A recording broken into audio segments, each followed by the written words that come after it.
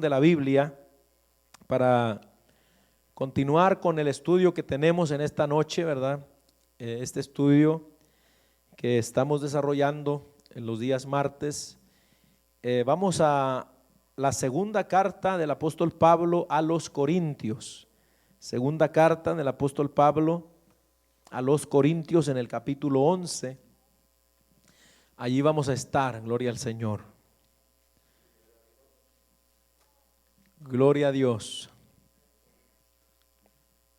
Dicen amén cuando estemos listos, hermano. Sí, 11, capítulo 11, desde el verso 1 en adelante. Gloria a Dios. Segunda a los Corintios 11, 1, y leemos la palabra para la gloria del Padre y del Hijo y del Espíritu Santo. Sí, segunda a los Corintios 11, 1. Dice así la Biblia: ojalá me tolerases un poco de locura. Sí, toleradme, porque os celo con celo de Dios, pues os he desposado con un solo esposo para presentaros como una virgen pura a Cristo. Pero temo que como la serpiente con su astucia engañó a Eva, vuestros sentidos sean de alguna manera extraviados de la sincera fidelidad a Cristo. Porque si viene alguno predicando a otro Jesús que el que os hemos predicado, o si recibís otro espíritu que el que habéis recibido, u otro evangelio que el que habéis aceptado, bien lo toleráis. Y pienso que nada he sido inferior a aquellos grandes apóstoles. Amén. Hasta ahí. Gloria al Señor. Padre, te damos gracias en esta noche. Te rogamos, Dios mío, que tú nos ilumines, que a través de tu palabra que hemos de estar analizando, Señor, en esta noche, estos estudios que estamos realizando, Padre, tú nos hables y tú nos amplíes, Señor, el conocimiento para que todos podamos seguir, Señor, creciendo, Padre, por tu palabra. En el nombre de Jesús te damos gracias. Amén, Señor, y amén. A su nombre. Gloria a Dios. Tomen su asiento, hermano. Bueno, vamos en esta noche, hermano, a continuar. Vamos a estar atentos a la palabra. Bueno, estamos estudiando todavía esta religión llamada el mormonismo. La verdad no pensaba que nos íbamos a tardar mucho en este estudio, pero créame que entre más uno va investigando, más y más y más cosas van saliendo, hermano, que es necesario que nosotros conozcamos. Ahora, ¿verdad? ¿Por qué razón es que nosotros necesitamos estudiar, digamos, lo que creen otras doctrinas, hermano? Porque eso es lo que estamos haciendo con esta serie de estudios que estamos desarrollando. Amén. Hemos estudiado ya varias religiones, porque recuérdese que hay un dicho muy común que dice que todos los caminos llevan a Roma, y eso se ha adaptado, ¿verdad?, a lo que es el ámbito religioso, y dicen que todas las religiones llevan a Dios. Pero lo que a nosotros nos interesa, ¿verdad?, es ver qué dice la Biblia. Acuérdese que la iglesia tiene, hablando generalmente, ¿verdad?, la iglesia tiene una regla de conducta y fe por la cual camina, y esa es la Biblia, la palabra de Dios. Entonces, como hemos señalado, ¿verdad?, para traerle un poquito a su mente, el anhelo de Satanás, el diablo, el enemigo de nuestras almas, pues siempre ha sido, ¿verdad?, que los hombres se aparten de Dios.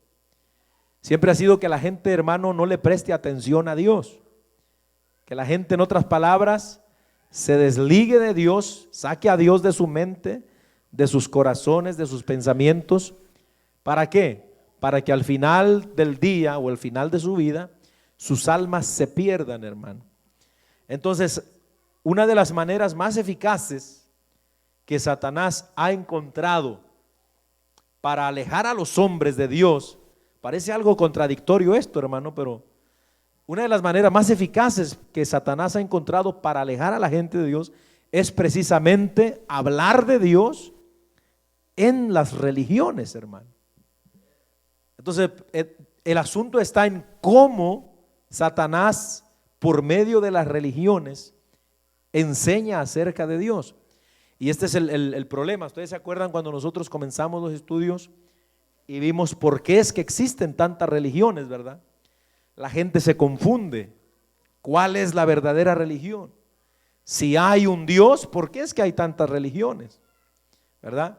Entonces, y todo esto, hermano, trae confusión, de tal modo que hay mucha gente que dice, pues para yo no sentirme confundido o equivocarme si estoy en la verdadera o estoy en una que no es la correcta, pues mejor aquí me quedo en la casa, no le hago mal a nadie, me porto bien y pues soy un buen ciudadano y yo creo que con eso Dios es suficiente para que me lleve al cielo.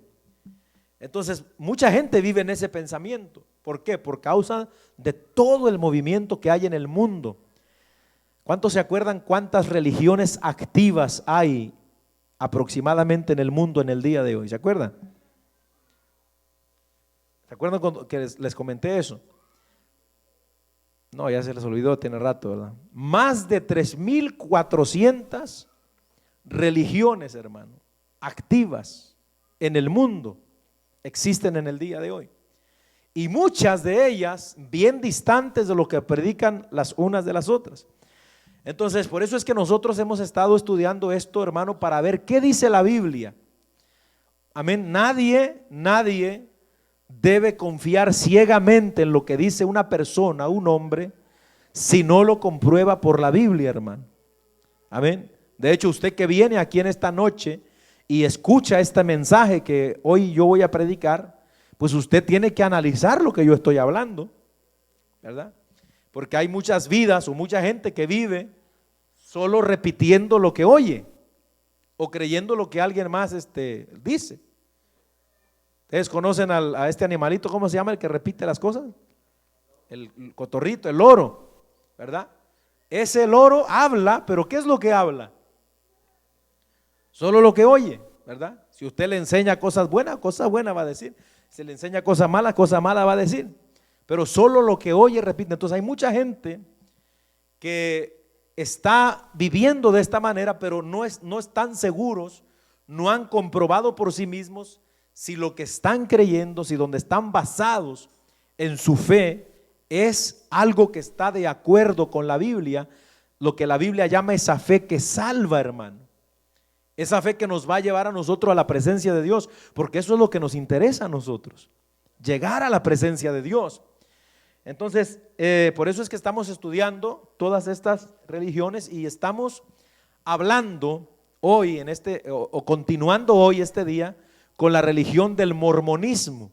Son religiones que son muy conocidas, hermano. Bueno, a comparación, por ejemplo, del catolicismo romano, el islam, pues son religiones que están pequeñas. Porque los mormones, les recuerdo que tienen aproximadamente unos 15 a 16 millones de personas en la fe mormona en todo el mundo. Entonces, ya vimos bastantes cosas respecto a esto, vimos los aspectos históricos, cómo fue que se fundó el mormonismo, cuál fue la base donde se fundó, los libros sagrados que tienen.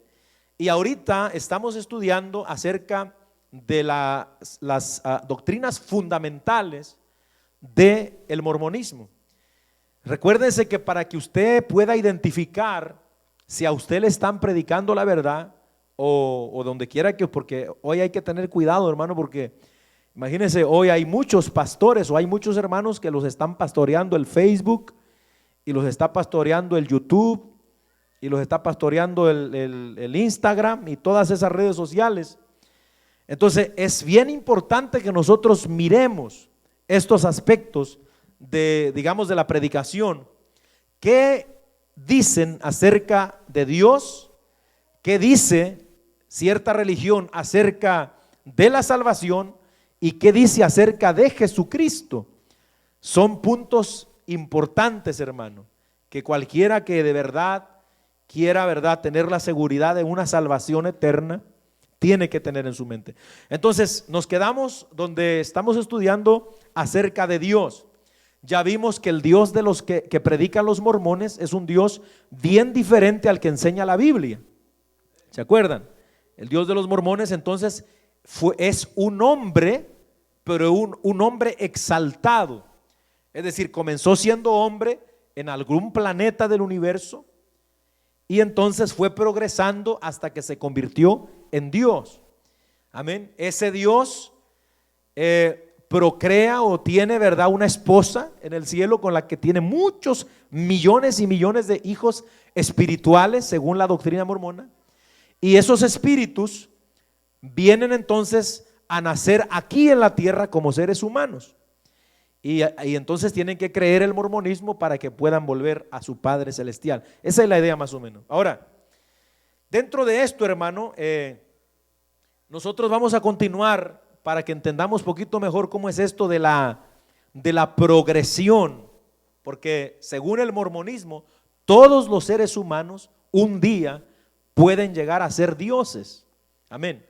Entonces esto se llama en la doctrina mormona la progresión eterna. Amén.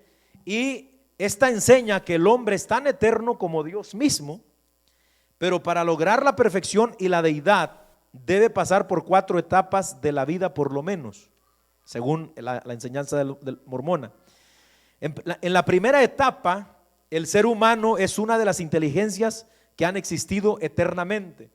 Amén. En la segunda etapa, progresa al mundo espiritual premortal, donde se nace mediante la procreación de Dios con una de sus esposas.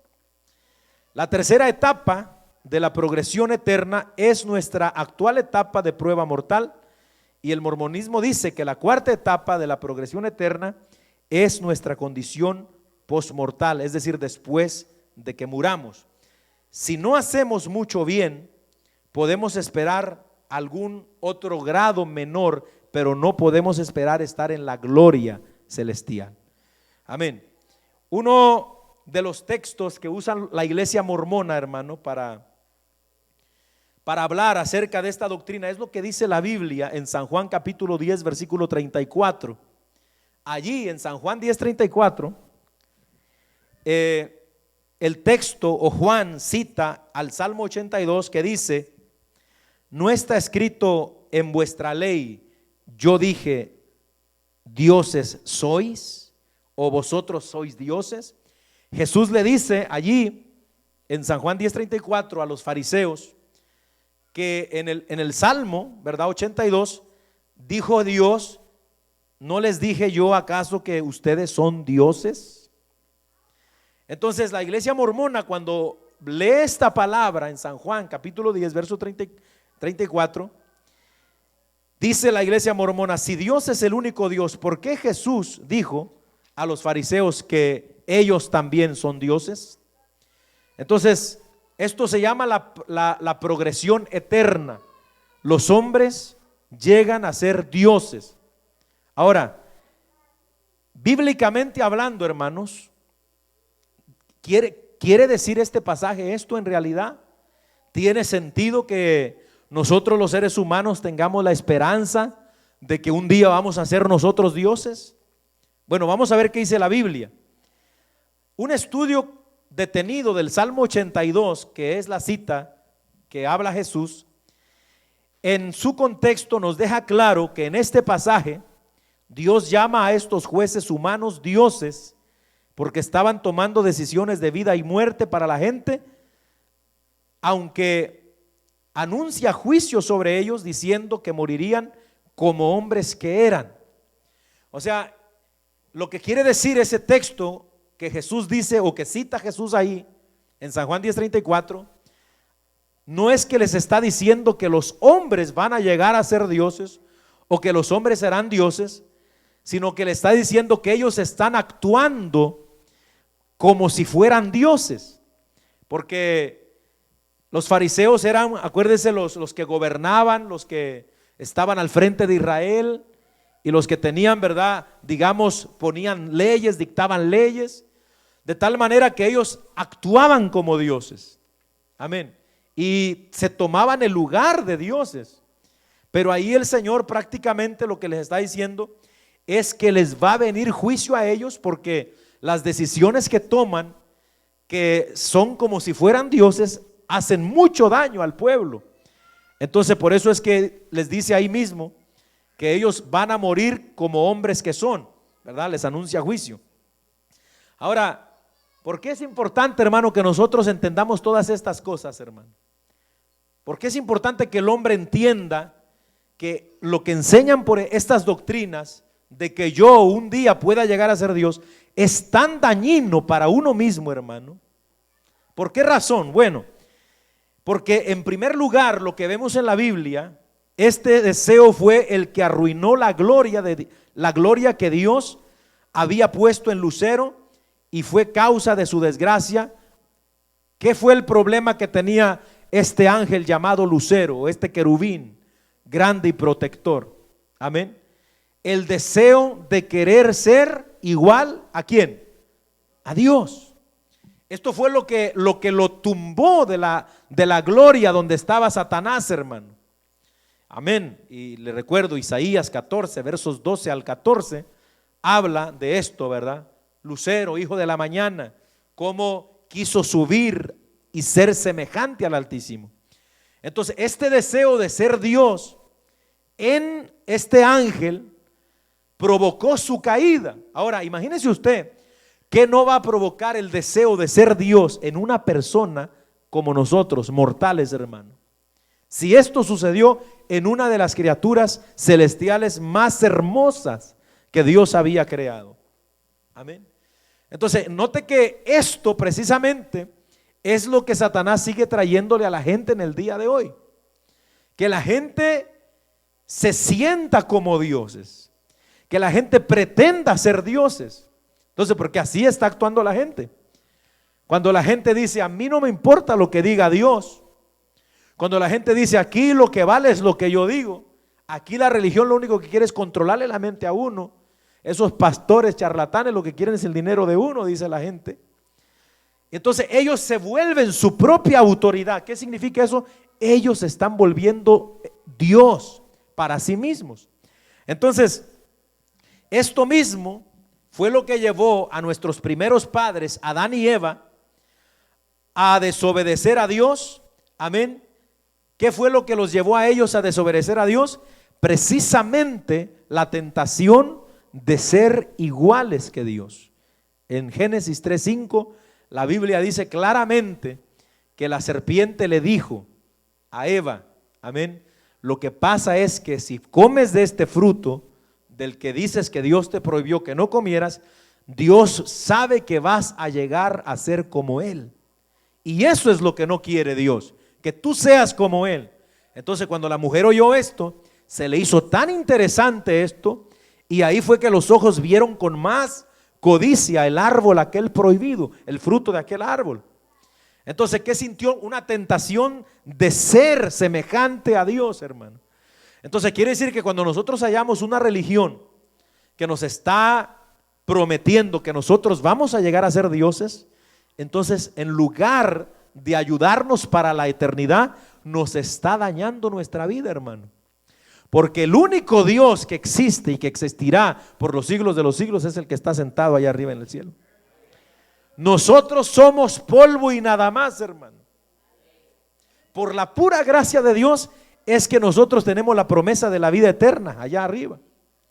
Pero nosotros, el ser humano tal como somos nosotros, hermano, nosotros somos malos. Nosotros no somos nada, hermano. Pero el hombre se queda tan grande que entonces toma lugar como Dios. No se diga esa gente famosa, hermano. Esa gente que hace y deshace, los que tienen puestos políticos en el gobierno, todo eso. Entonces, esto es, digamos, la progresión eterna. Es una doctrina falsa, no está en la Biblia. Entonces, nos damos cuenta nuevamente de una doctrina errónea, hermano. Y nosotros no podemos creer, ¿verdad?, en esto. Ahora, vamos a entrar a hablar acerca de Jesucristo. Ahora, ¿qué enseña la iglesia mormona acerca de Jesucristo? ¿Quién es el autor y consumador de nuestra fe, hermanos? Cristo Jesús. ¿Por quién es que la gente se va a salvar? Por Cristo. Ahora, ¿cuál Cristo? Este es el asunto y la pregunta. Por eso es que cuando yo leí, hermano, al principio, este pasaje de 2 Corintios capítulo 11, lo leí precisamente porque aquí Pablo menciona del engaño. Cómo Satanás es tan astuto que engaña, hermano. Y Pablo tenía miedo de que los hermanos en aquellos primeros años de la iglesia fueran engañados de tal modo que fueran arrastrados de la verdad, de la sincera fidelidad a Cristo. ¿A cuál Cristo? Al Cristo de la Biblia, al Cristo que presenta el Evangelio. Ahora, ¿por qué dice Pablo? Dice, bueno, me temo que si alguien viene, dice Pablo, predicándoles a otro Jesús, a ese sí le van a creer. Puede ser que ustedes desechen el Cristo que yo les estoy predicando conforme al Evangelio de Dios, y que venga otra gente predicándoles a otro Cristo y a este sí le crean. Amén. Entonces esto es lo que hace diferencia entre las religiones, hermano. ¿Cuál Cristo es el que se predica en el mormonismo, por ejemplo? ¿Cuál Cristo es el que se predica en el catolicismo romano? ¿Cuál Cristo es el que se predica en el evangelio de la prosperidad? ¿Cuál Cristo se predica, por ejemplo, en el Islam? Porque todas estas religiones hablan de Cristo, hablan acerca de Cristo. Entonces, ¿pero cuál Cristo? Vamos a ver entonces qué Cristo predican los mormones. Aunque la iglesia mormona usa un lenguaje muy similar al de la Biblia sobre Jesucristo, como por ejemplo, ellos hablan de creer que Jesús es el Hijo de Dios, que sufrió por nuestros pecados, o aceptar su sacrificio expiatorio. Todas estas, ¿verdad?, doctrinas o enseñanzas son correctas, eso habla la Biblia. Pero cuando nosotros nos adentramos ya en su doctrina, en realidad sus doctrinas acerca de Jesucristo están muy lejos de las que revelan las Sagradas Escrituras. Y ahí es donde vamos a entrar en detalle. El Jesús que predica la iglesia de Jesucristo de los santos de los últimos días, amén, fue procreado de manera espiritual y después de manera natural. El Jesús del mormonismo, amén. Ellos enseñan que Jesús no siempre ha existido. Según ellos, la forma espiritual de Jesús fue concebida a través de un acto de procreación entre Dios el Padre, Elohim, y su esposa, la Madre Celestial, en un mundo preexistente. ¿Se acuerdan cuando hablamos acerca de Dios, de que Dios tenía su esposa y tenía muchos hijos? Bueno, el primer hijo que le nació a Dios con su esposa fue Jesucristo, según la idea mormona. En la enciclopedia del mormonismo, en la página 1667, dice: Jesús, sin embargo, es el primogénito entre todos los hijos de Dios, el primogénito en el espíritu y el unigénito en la carne. Él es nuestro hermano mayor y nosotros como Él somos a la imagen de Dios. Todos los hombres y mujeres son a la semejanza del Padre y la Madre universales y son literalmente hijos de la deidad. Entonces este es el primer error o el primer engaño que pretende hacer creer el mormonismo acerca de Jesucristo, que Jesús fue creado espiritualmente primero, o que existió espiritualmente primero y después fue procreado naturalmente, es decir, por medio de una relación sexual, como se conciben normalmente los seres humanos. Entonces, ¿pero qué dice la Biblia, hermano? La Biblia, cuando dice que Jesús es hijo de Dios, no lo dice porque Jesús, ¿verdad?, haya nacido de una procreación del Padre con la Madre y tuvieron, ¿verdad?, la relación sexual y nació Jesús. No, cuando la Biblia dice que Jesús es hijo de Dios, amén, es porque Él posee la naturaleza completa del Dios eterno. Según San Juan capítulo 5 y versículo 18 y Colosenses capítulo 2 y versículo 9, Jesús tiene y es la misma imagen de Dios y la misma sustancia de Dios. En otras palabras, Jesús es Dios, hermano. Jesús no es una criatura. ¿Están ahí? Jesús no es un ser creado. Porque en el momento que decimos que Jesús es un ser creado, le estamos despojando de su poder salvador, hermano. Porque al que nos salva a nosotros es Jesús. Y si Jesús fue una criatura como nosotros, una criatura no puede salvar a otra criatura. ¿Están ahí, hermano? Entonces, el Jesús de la Biblia siempre ha existido, siendo sin padre, sin madre, sin genealogía, que ni tiene principio de días, ni fin de vida, dice Hebreos 7:3. Jesús siempre ha existido. Jesús no tiene, terrenalmente hablando, ni espiritualmente hablando, principio de días, ni fin de vida. Él es eterno, en otras palabras. Esa es la diferencia entonces cuando vemos el Jesús mormón al Jesús de la Biblia, hermano. Aleluya. Otra falsa enseñanza distorsiona la encarnación de Jesús, diciendo que fue engendrado de la misma manera natural que todos los hombres y no por el Espíritu Santo. Oiga cómo dice la doctrina mormona en Joseph Smith, Doctrinas de Salvación, en la página 18, escriben ellos y dice: Cristo no fue engendrado del Espíritu Santo. Él no nació sin la ayuda del hombre, y ese hombre fue Dios. Amén. Ahora, el cuerpo carnal de Jesús, dicen ellos, un profeta de los mormones llamado Orson Pratt, dice: el cuerpo carnal de Jesús requería de una madre tanto como de un padre. Por eso el padre y la madre de Jesús, de acuerdo a la carne, tienen que haberse unido con las facultades de marido y mujer. De allí que la Virgen María debió haber sido, de momento, la esposa legal de Dios el Padre. Imagínese usted, hermano, hasta dónde llegan estas enseñanzas, y lo peor de todo, hasta dónde están alcanzando mucha gente. Amén, porque lamentablemente, hermano, la gente le presta poca atención a la palabra de Dios. La palabra de Dios es vida, hermano. ¿Cuál es el problema del evangelio de hoy? ¿Cuál es el problema del evangelio de hoy? Lo que le gusta a la gente de hoy, ¿qué es, hermano? Cantar, brincar, saltar, echarse una meneadita, ¿verdad? En los cultos, un bailecito, y vámonos para la casa todos felices y contentos.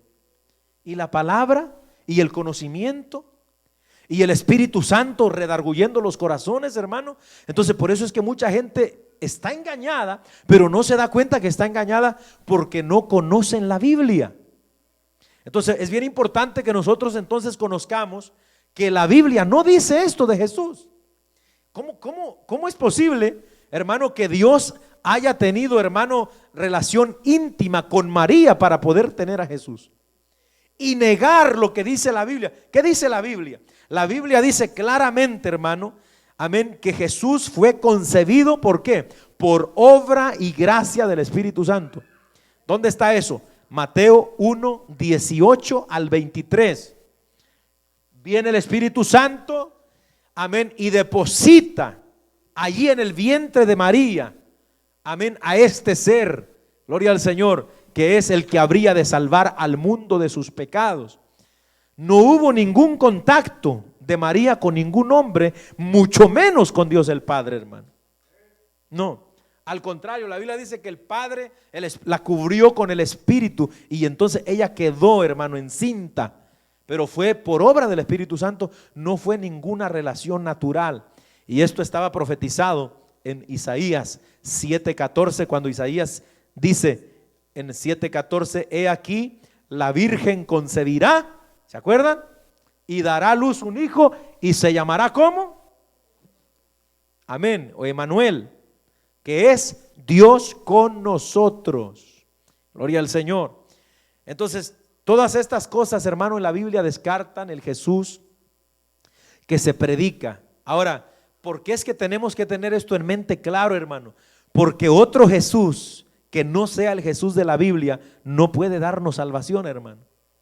Si ese Jesús que me predican en mi religión o en la religión que sea, no es el Jesús que fue enviado del cielo a morir en una cruz, amén, no es ese Jesús que es Dios, no es ese Jesús que fue encarnado en la Virgen María y que fue crucificado por mis pecados, no me puede salvar, hermano. Así de claro. Alabado sea el nombre del Señor. Amén. Ahora, otra cosa que el mormonismo habla acerca de Jesús es que Jesús, como dijimos brevemente anteriormente, es hermano de Satanás. ¿Cómo está eso? Debido a que Jesús fue procreado como un ser espiritual, de la misma manera que lo fue Lucifer, Los mormones lo presentan a ambos como hermanos.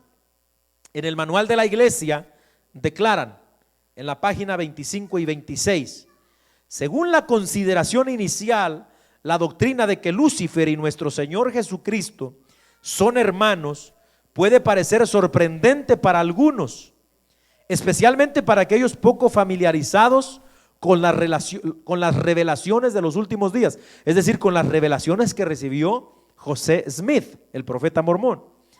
Pero tanto las escrituras como los profetas afirman que Jesucristo y Lucifer en efecto son hijos de nuestro Padre Celestial y por lo tanto son hermanos espirituales.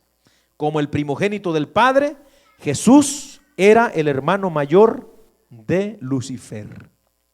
Entonces imagínese usted esta doctrina: si Jesús es hermano del diablo, usted y yo somos hermanos del diablo también, hermano.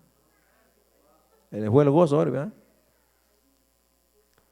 Usted se pone a pensar esto: Jesús hermano de Satanás, y dice la Biblia que Jesús es el hermano mayor de nosotros, es nuestro hermano Jesús. Entonces todos los redimidos con la sangre de Cristo somos hermanos de Satanás. ¿Qué dice la Biblia, hermano? Vamos a la Biblia.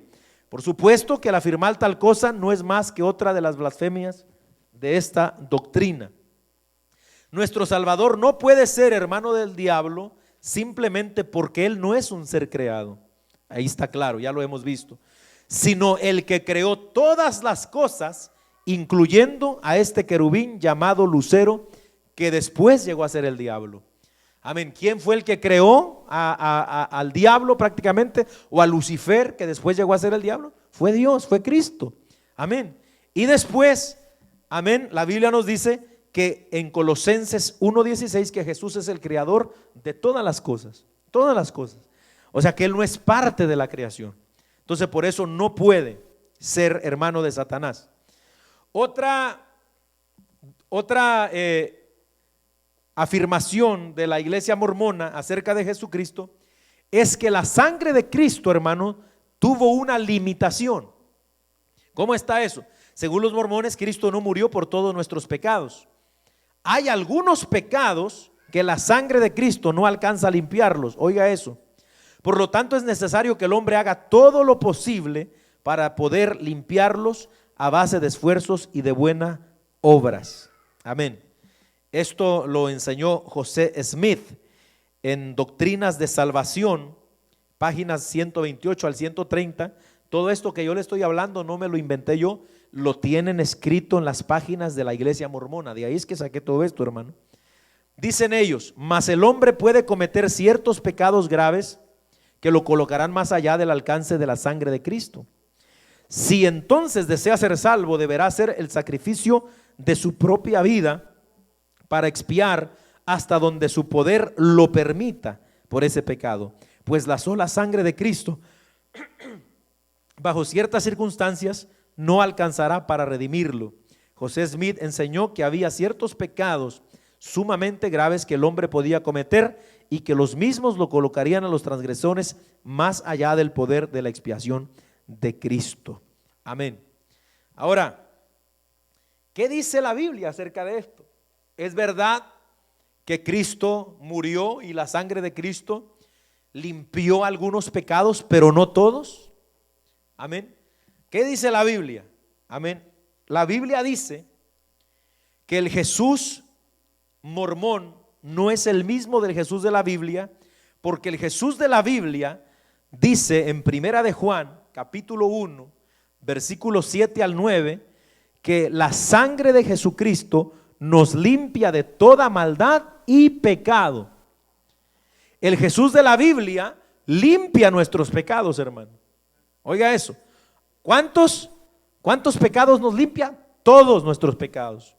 Tiene poder de limpiarnos de toda maldad, hermano. ¿Usted cree, por ejemplo, que una persona que ha creído en Jesús puede volver a pecar después de que ha creído en Jesús? ¿Cometemos pecado los cristianos? ¿Nos equivocamos? ¿Fallamos? Claro que fallamos. La sangre de Cristo nos sigue limpiando de todo pecado, hermano. Tiene poder de expiar todos nuestros pecados. Por supuesto, una persona que ha creído en Jesús siempre, hermano, en consagración a Dios, buscará apartarse del pecado, siempre. Pero si llega a cometer un pecado, la sangre de Cristo tiene poder, hermano. A su nombre sea la gloria, aleluya. Ahora, su gracia es suficiente para limpiarnos y perdonarnos. Efesios capítulo 2, versículos 8 y 9, dice que por gracia somos salvos. ¿Qué significa esto? Que la gracia de Dios es un favor, hermano, que nosotros no nos merecíamos, pero porque Él quiso limpiarnos de nuestro pecado, no porque seamos bellos, guapos, mexicanos, salvadoreños, gringos, no, amén. ¿Por qué nos limpia? Por su pura gracia. Usted y yo deberíamos estar muertos en el infierno ya, hermano, por tan malos que somos. Ahí somos nosotros, amén, malos. Deberíamos estar ya condenados. Hay veces que la gente juzga a otros por cosas malas que hacen. Todos somos malos, hermano. Dice la Biblia en Jeremías 17:9 que el corazón es perverso. Y hay gente que piensa, hermano, entonces que por llegar el domingo a la iglesia o por llegar o por tener la Biblia abierta en la casa, en la mesa, ya con eso tenemos hecho. No, hermano, amén. Necesitamos la gracia de Cristo. Necesitamos la salvación que Cristo da. Amén. ¿Sabe qué dice la Biblia? Que nuestras justicias son como trapos de inmundicia, hermanos. Imagínese usted, nuestra justicia, lo que nosotros podemos hacer, hermanos, lo que nosotros podemos hacer por nuestra propia salvación, no sirve de nada. Entonces, ¿qué nos indica todo esto? Que necesitamos a Cristo, hermano. Necesitamos a Cristo.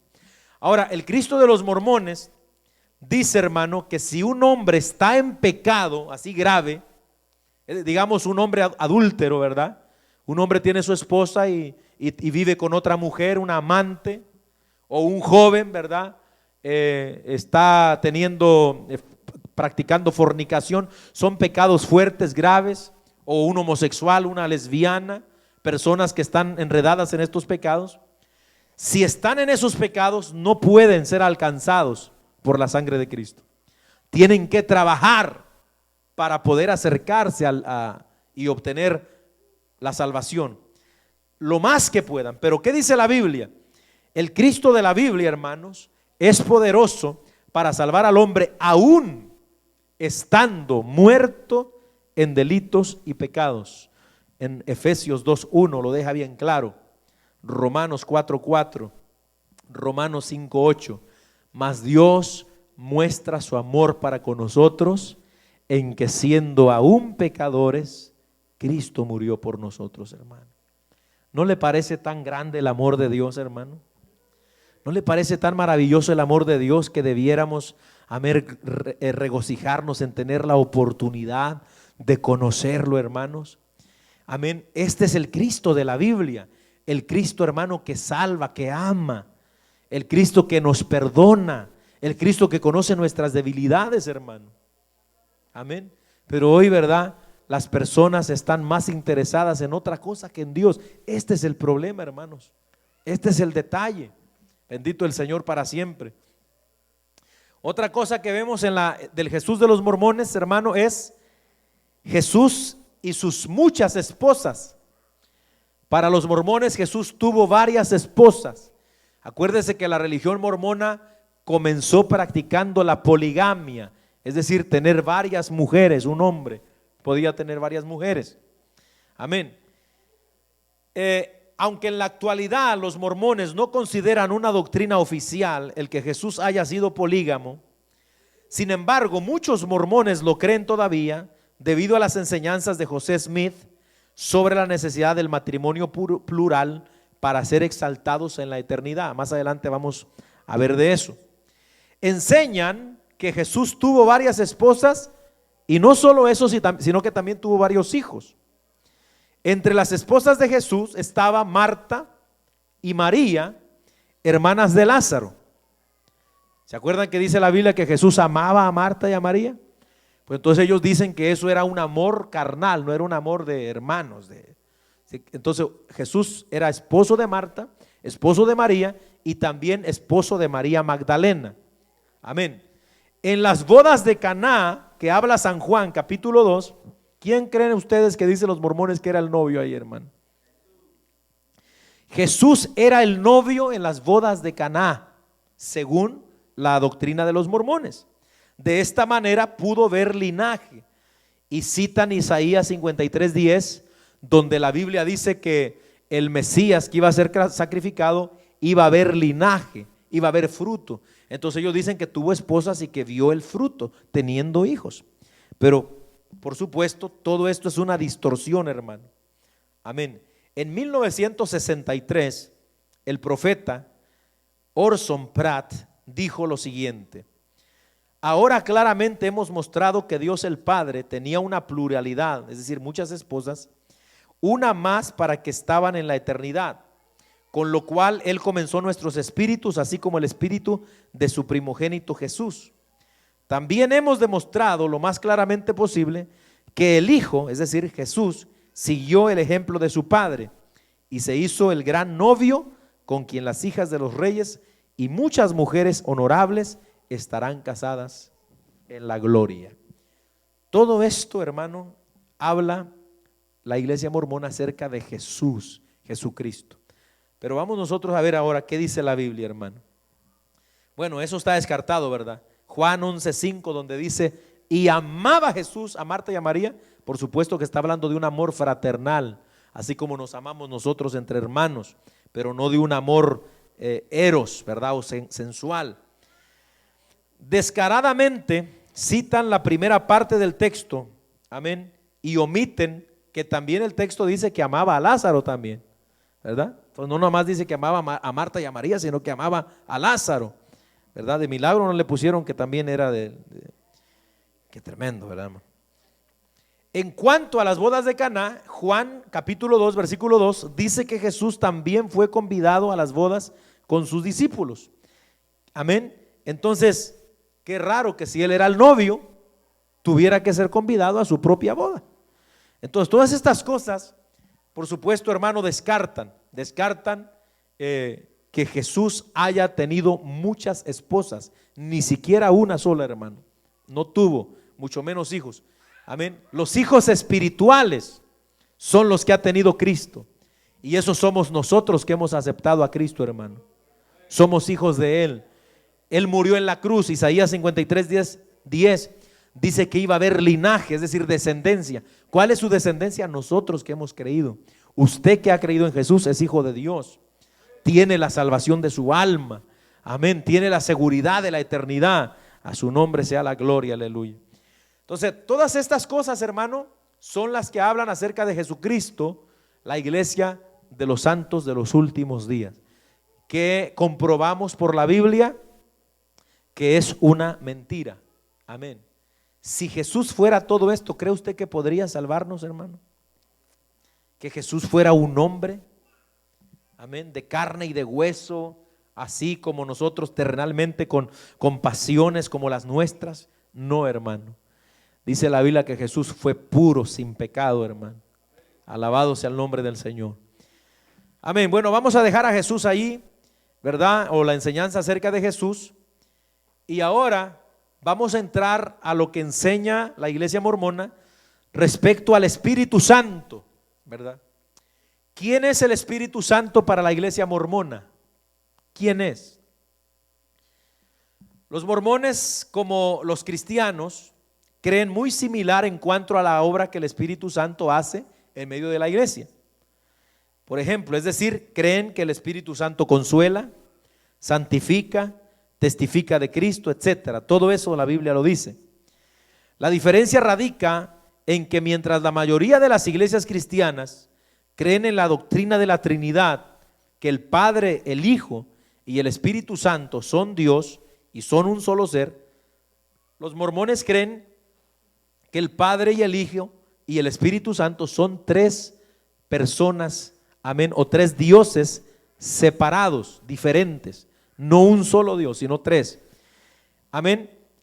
Según los mormones, a diferencia del Padre y del Hijo, quienes tienen cuerpo de carne y hueso, el Espíritu Santo es el único que no tiene cuerpo tangible, es decir, el único que es espíritu, no se puede tocar. Amén. Y aquí vamos a ser rápidos en esto, ¿verdad? Porque la Biblia presenta claramente al Espíritu Santo como una de las personas que cohabitan en la divina Trinidad y no como un ser separado u otro Dios. Amén. ¿Dónde dice esto la Biblia? Primera de Juan, capítulo 5, versículo 7, dice la Escritura que tres son los que dan testimonio en el cielo: el Padre, el Verbo y el Espíritu Santo. Y estos tres, ¿qué dice?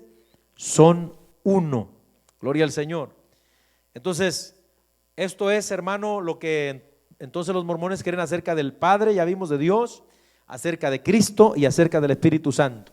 Todas estas cosas bien alejadas de la realidad, hermano, de lo que enseña la Biblia.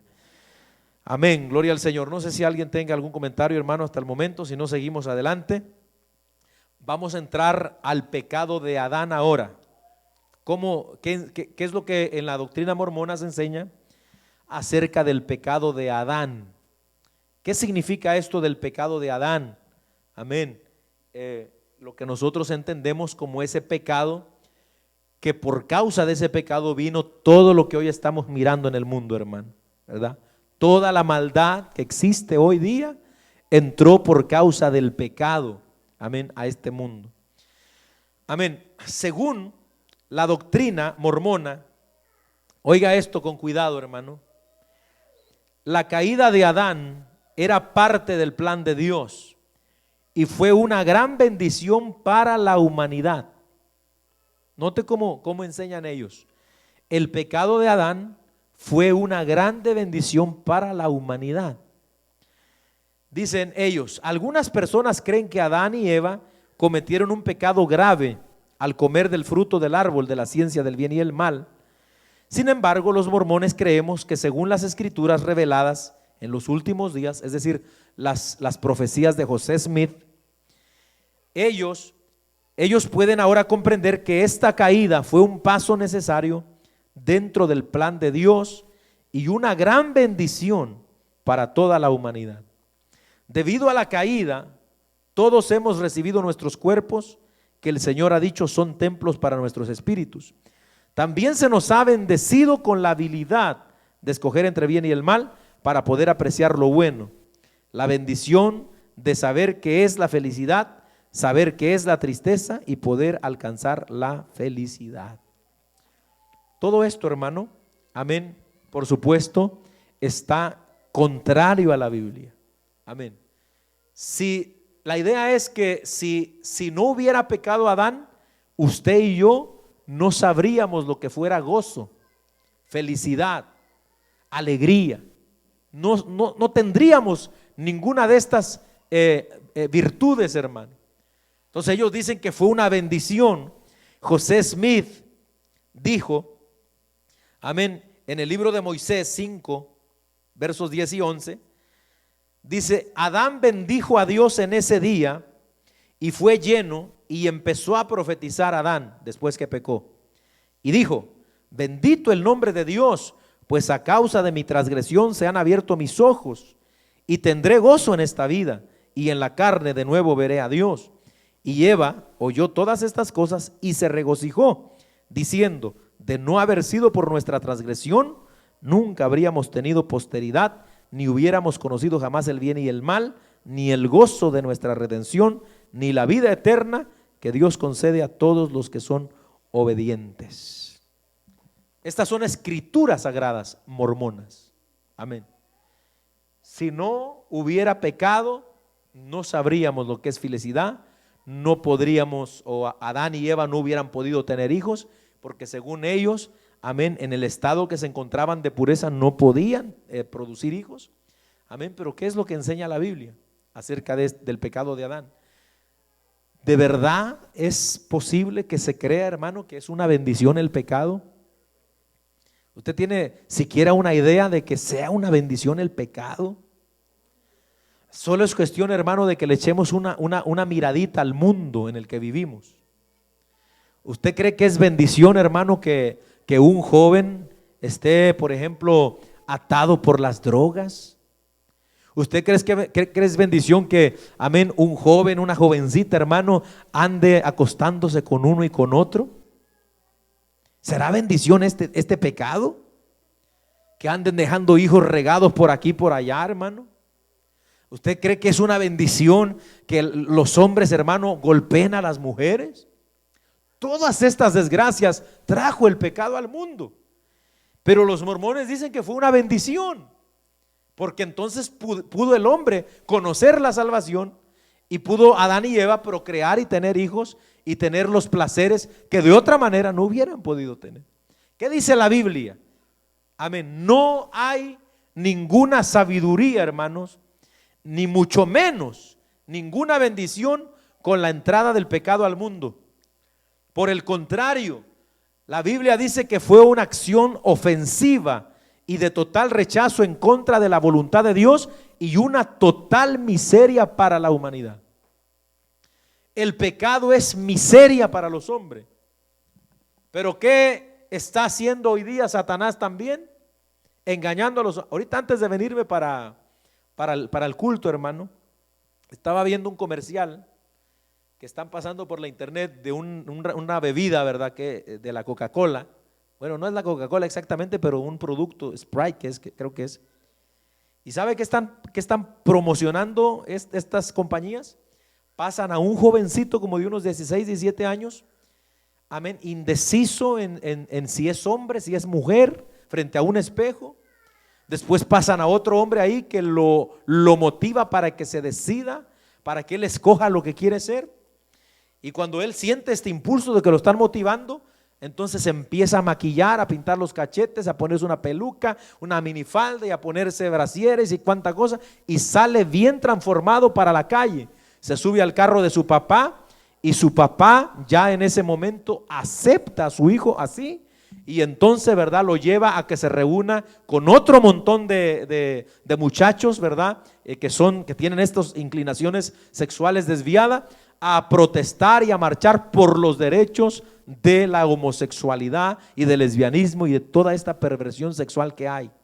Amén. Y al final del comercial dice la compañía, amén, somos orgullo gay, estamos en pro, amén, a favor de este pecado. Prácticamente es lo que quieren decir ellos, hermano.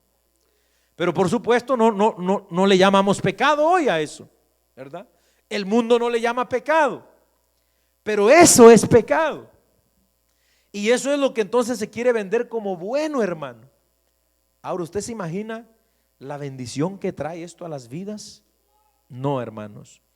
Mire, el pecado claramente dice que infringe, es una infracción a la ley de Dios. Primera de Juan 3:4. ¿Qué es una infracción? Es una violación, hermano, a la ley de Dios. Bendito el Señor. El pecado, en lugar de traer bendición, trajo una contaminación total del ser humano, inclinándolo hacia el mal. El Salmo 51:7, en pecado fui concebido, pecado me concibió mi madre. Mateo 15:19, donde dice que dentro del corazón, hermanos, salen todo lo sucio de nosotros los seres humanos. Romanos 7, del 14 al 23, dice que nosotros los seres humanos, cuando no tenemos la ayuda de Dios, lo bueno que queremos hacer no lo hacemos. Oiga eso, esto es lo que hace el pecado. ¿Cuántas veces nosotros, hermanos, cuando estuvimos en el mundo, quisimos venir a la iglesia, pero el pecado no nos dejaba? ¿Cuántas veces queríamos hacer muchas cosas buenas, pero no las podíamos hacer? Porque por el pecado, hermanos. Incluso hay veces que venimos a la iglesia y a veces hasta estando en la iglesia, el diablo y el pecado no nos deja estar a gusto en la iglesia. Es terrible la cosa, ¿sí, hermano?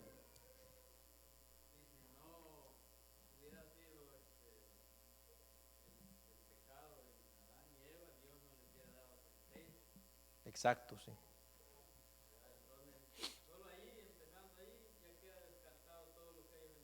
Amén.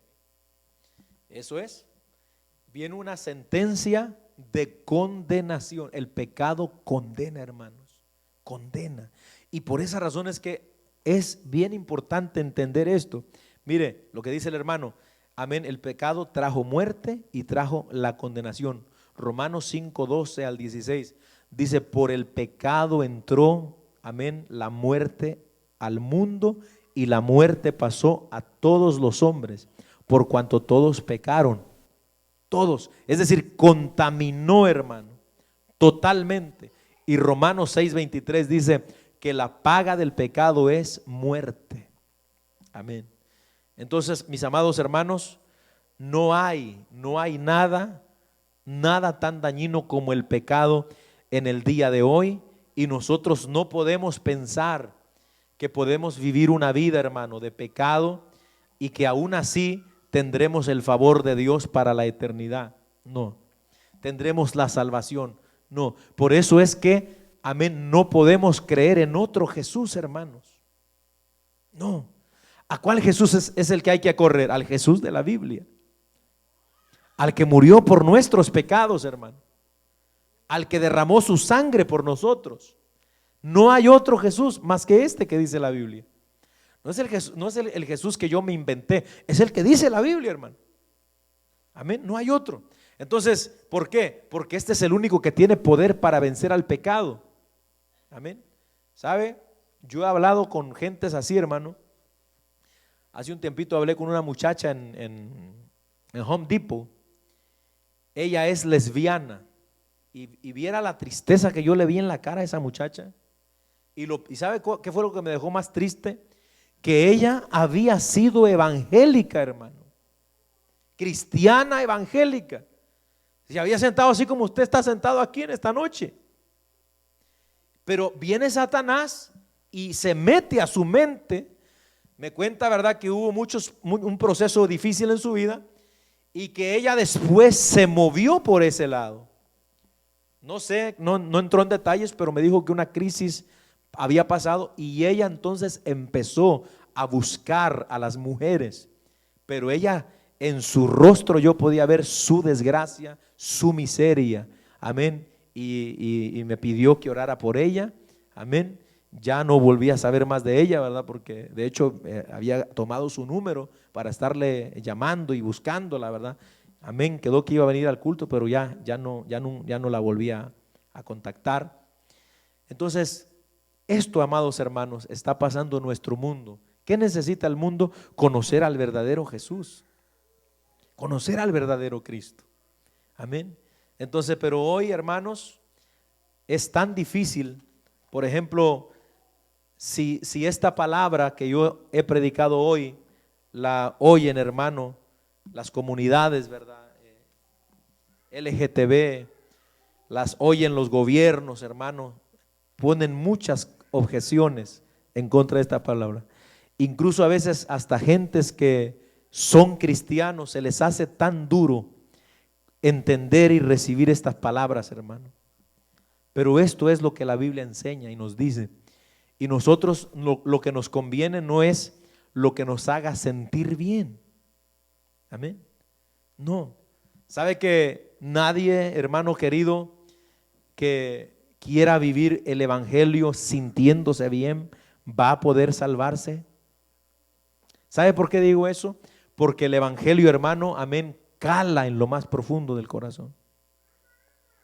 La verdadera palabra, hermano, penetra nuestros corazones y a veces vamos a sentir fuerte, duro, y vamos a sentir como que ese Dios de la Biblia no tiene misericordia. Pero ¿sabe lo que Dios quiere hacer? Lo mismo que hace el doctor cuando nosotros estamos enfermos o cuando hay que extirpar algo, hermano, cuando hay que hacer una cortadura. Amén. Lo que hace el alcohol a la herida. ¿Qué se siente cuando cae el alcohol a la herida? Pero ¿es necesario o no es necesario ese dolor? Bueno, es necesario que la palabra nos incomode, hermano, nos incomode. Si usted oye la palabra de Dios y usted se siente bien cómodo siempre, puede ser que le estén dando por el lado que usted quiere. Cuando a uno le dan por el lado de uno, hermano, qué bonito, ¿verdad? Qué bueno, qué rico. No, este pastor sí es amor. Estos hermanos dicen, no, hermano, miren, la palabra es la palabra de Dios. Y nosotros, o al menos yo como predicador, no puedo cambiar lo que la Biblia dice, hermano, no puedo. Amén, y por eso tenemos que aprender todas estas cosas. Amén, los mormones son almas que necesitan conocer a Jesús verdadero, hermano. He estado escuchando muchos testimonios de muchos ex mormones que han salido y cómo Cristo los ha transformado, hermano. O sea que esa gente necesita que también les prediquemos al verdadero Jesús.